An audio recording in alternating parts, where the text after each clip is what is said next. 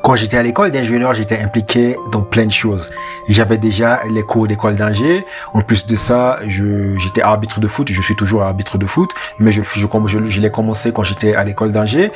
Je gérais le club de breakdance qui appartenait au groupe Institut National Polytechnique. Je faisais quoi encore? J'étais responsable du partenariat entre l'école et l'entreprise qui était le partenaire de notre promotion. J'étais dans le club humanitaire de mon école d'ingénieur. J'étais également dans plein d'autres délires en lien avec mon école. En tout cas, je faisais plein de choses à côté de mon école. Et au fait, ce que les gens me disaient, mais comment tu fais pour faire tout ça? Et les gens à l'école, ils me disent, mes collègues à l'école, mais comment tu fais pour faire tout ça? En plus, je leur dis, je me lève à 4 heures du matin. Ils me disent, mais comment tu fais pour faire tout ça et te lever à 4 heures du matin? Même les profs à l'école, les responsables à l'école, ils disent, mais comment tu fais? Tu n'es pas submergé par tout ce genre de choses? Comment tu fais pour gérer tout ça? En plus, j'étais en alternance. Comment tu fais pour faire tout ça? Et au fait, c'est pas de la magie.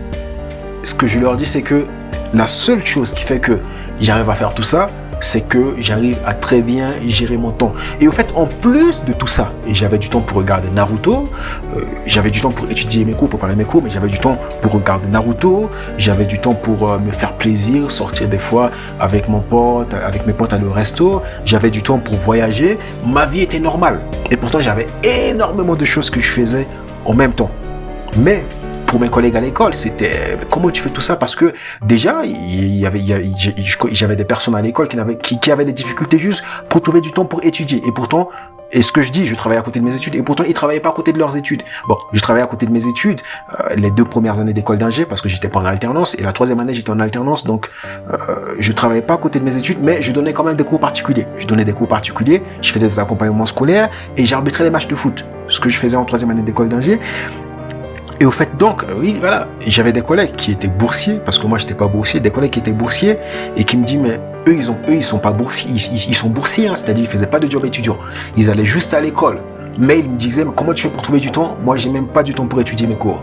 Et au fait, qu'est-ce qui faisait la différence? La différence, c'était quoi? C'était que moi, j'étais rigoureux sur ma gestion du temps, et eux, ils étaient pas rigoureux dessus, ils laissaient juste leur temps comme ça.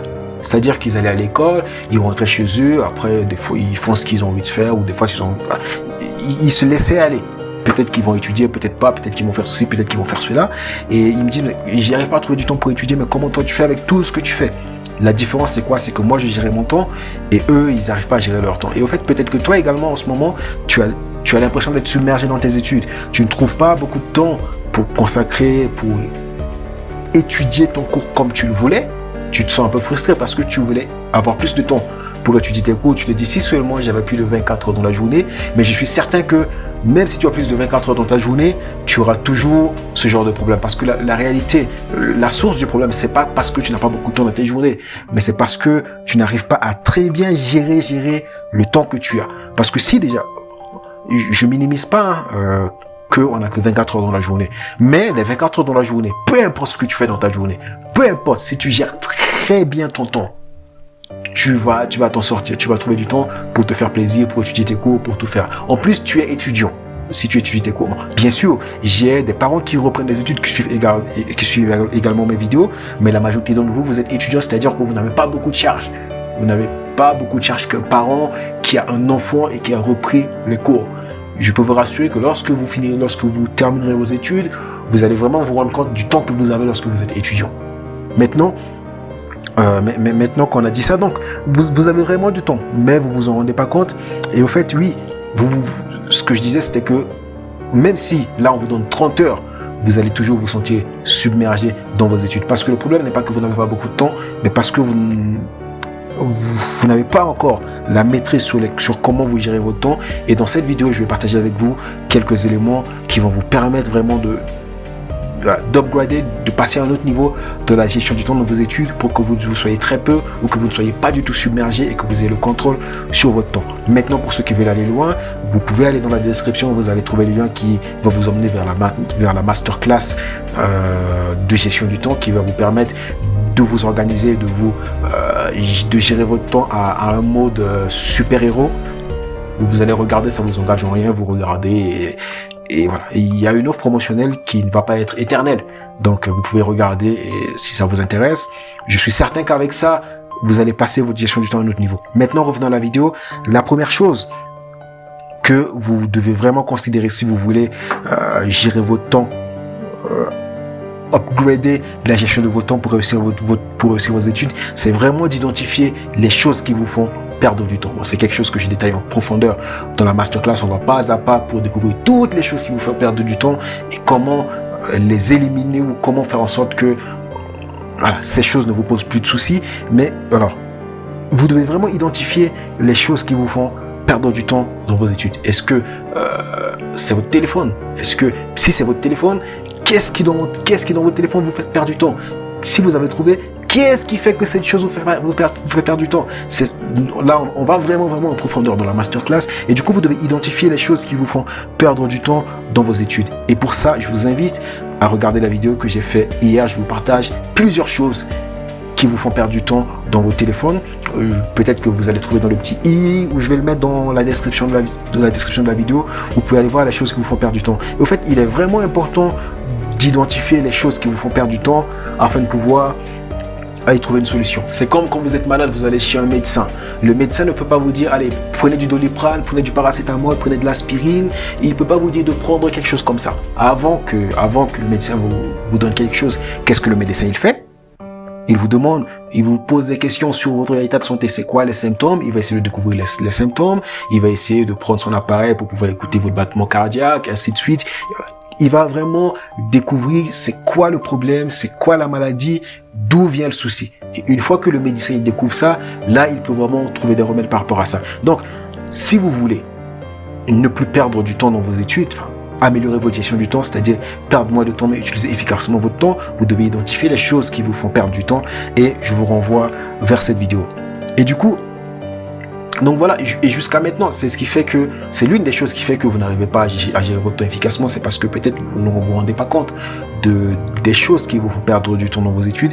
Et je le dis encore, il ne s'agit pas de vous culpabiliser, c'est pas de votre faute, parce que moi également auparavant, je n'avais pas conscience des choses qui me font vraiment perdre du temps dans mes études parce que j'étais concentré. Moi, en fait, je suis une personne qui est vraiment très focus. Vous le voyez dans mes vidéos. Qu'est-ce que je fais tous les jours? Bam, bam, bam, je balance les vidéos parce que je suis vraiment focus dans ce que je dois produire. Mais en fait, quand tu es trop focus, il y a des paramètres autour que tu ne te rends pas compte.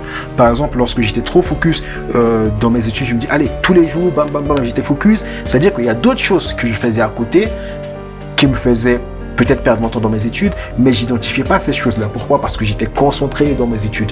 Si là, par exemple, tu es vraiment concentré dans tes études, et pas que dans tes études, peut-être que tu es concentré dans d'autres choses également, mais lorsque tu es vraiment concentré dans d'autres choses, tu n'as pas le temps de regarder ce qui se passe à côté. Lorsque tu conduis une voiture, ou lorsque tu es avec tes parents qui conduisent une voiture ou une moto, tu vois que le conducteur, il est vraiment focus. Il regarde devant lui, il n'a pas de temps à regarder à gauche, à droite, à être distrait. Il est vraiment concentré sur ce qui se passe et du coup, il voit pas ce qui se passe à côté. Pareil pour un footballeur qui joue au foot, Cristiano Ronaldo, lorsqu'il va tirer un penalty, il y a plein de supporters à côté. Il y a même des supporters qui portent une pancarte pour dire Cristiano, je t'aime, Cristiano, donne-moi ton maillot, Cristiano, viens manger avec moi, Cristiano, viens dîner chez moi, viens dormir dans ma chambre, voilà, je te donne ma fille pour que tu te maries avec elle. Il regarde pas ça, pourquoi?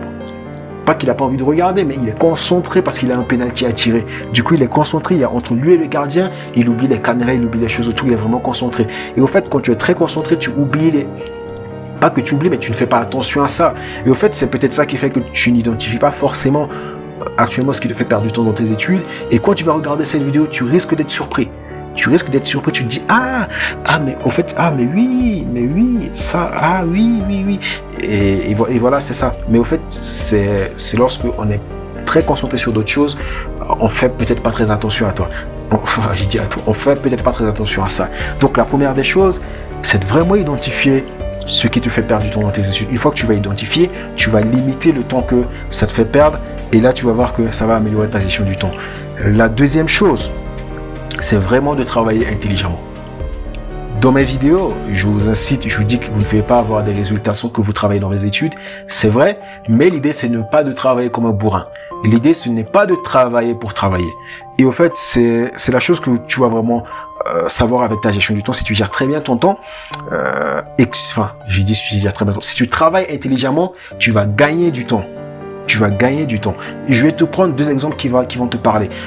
Admettons par exemple que tu as 2 personnes, on leur donne chacun une hache et on leur dit une hache qui a, on va dire, la même puissance, la même, une hache, des haches qui sont acérées de la même manière. Alors ça veut dire quoi? Acérée, c'est au fait la lame, le fait que la lame soit plus ou moins efficace pour casser l'arbre. Si tu prends une lame par exemple ou un couteau qui est plus acéré que l'autre, c'est un couteau qui, lorsque voilà, tu vas le mettre sur la viande va se déchirer plus facilement que l'autre. Donc admettons que tu as 2, je sais pas si on dit hacheurs. Tu as 2 personnes, on leur donne une hache, ils ont 2 arbres qui ont une même solidité, on leur demande.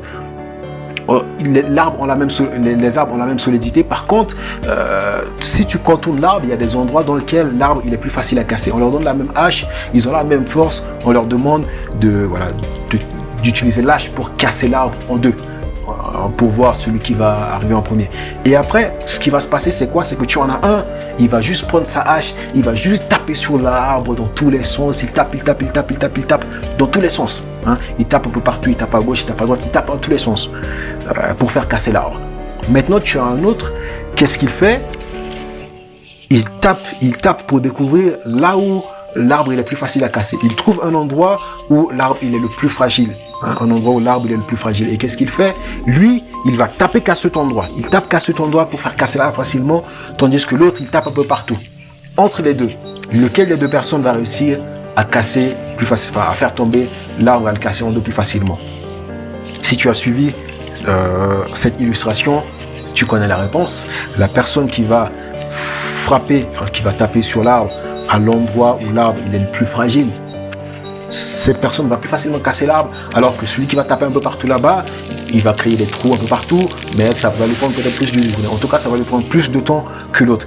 Qu'est-ce que j'ai envie de te dire par là? Et au fait, admettons que si on compte, on met un chronomètre, bien sûr, la personne qui va taper sur l'endroit le plus fragile, peut-être qu'au bout de 30 minutes, mais 30 minutes c'est trop, peut-être qu'au bout de 10 minutes, l'arbre est tombé. Alors que l'autre personne va passer 3 heures à le faire. Qu'est-ce qui va se passer? La personne qui le fait en 10 minutes, qu'est-ce qu'il gagne? Il gagne 2 heures, 50 minutes de plus que l'autre. Pourquoi? Parce que lui, il a décidé de ne pas juste travailler, d'utiliser sa force comme un bourrin. Il est très stratégique dans son approche, il remarque la faille au bon endroit et il tape dessus et bim, efficacité maximale. Alors que l'autre, il perd 2h50 de plus. C'est-à-dire que si toi, dans tes études, tu ne travailles pas juste pour travailler, tu n'agis pas juste pour travailler, juste pour agir, mais tu agis comme un sniper, tu agis stratégiquement. Tu as des méthodes de révision, tu as des méthodes de mémorisation. Par exemple, si je prends un exemple, une personne qui sait comment mémoriser ses cours, qui ne va pas étudier ses cours juste pour lire pour lire, une personne qui va lire ses cours juste pour lire, une personne qui va étudier ses cours avec une méthode de révision efficace, de méthode de mémorisation efficace, en 30 minutes, tu as 2 pages, si on leur donne 2 pages par exemple à étudier, la personne qui a des bonnes techniques d'étude, de mémorisation, de concentration, peut-être que cette personne-là, en 10 minutes, la personne va comprendre ce cours, mémoriser les points les plus importants et passer à l'autre suivante. Or, l'autre qui va seulement lire les cours, même au bout d'1 heure, la personne va lire les cours, mais lorsque tu vas lui poser les questions dessus, la personne ne va pas peut-être savoir répondre à tes questions parce que la personne n'a pas la bonne méthode de révision. Et au fait, c'est ça la différence entre travailler intelligemment et juste travailler pour travailler. Et au fait, lorsque tu travailles intelligemment, tu vois que dans les exemples que je te donne, ça te fait gagner énormément de temps. Et c'est là que lorsque il y a des étudiants avec lesquels que j'accompagne et qui me disent, écoute, je leur dis, mais oui, ok, comment je peux t'aider, c'est quoi le souci que tu as? Ils disent, j'étudie beaucoup, mais une fois que je finis mes révisions, j'ai l'impression de n'avoir rien étudié. Et pourtant, je travaille beaucoup. Mais une fois que je termine, j'ai l'impression de n'avoir rien étudié. Et au fait, lorsque je rentre en profondeur avec eux pour savoir quelles sont tes méthodes de révision, lorsque tu as une page, comment tu étudies cette page. Mais après, il faut savoir que différents cours, aussi, les méthodes d'études sont différentes. Tu ne vas pas réviser les maths lorsque tu vas réviser les cours d'histoire, par exemple. Et au fait, lorsque je rentre en profondeur, j'essaie de savoir quelle méthode d'étude il utilise, comment il fait pour réviser ses cours, comment il fait pour le faire. Et là, plus je leur pose des questions, plus je vois l'erreur, plus je vois ce qui cloche en fait. Et au fait, c'est facile, c'est juste la méthode de révision. Si tu n'utilises pas la bonne méthode, tu vas perdre énormément de temps comparé à une autre personne. Et en plus, tu perds ton temps, mais tu ne vas rien retenir en fait. Donc c'est deux fois dommage pour toi. Et donc vraiment, tu dois mettre de la valeur sur ta méthode de révision, utiliser des méthodes d'étude, des méthodes de révision efficaces, des méthodes de mémorisation adaptées, des choses que je prévois de faire sur la chaîne, et ça va venir très prochainement.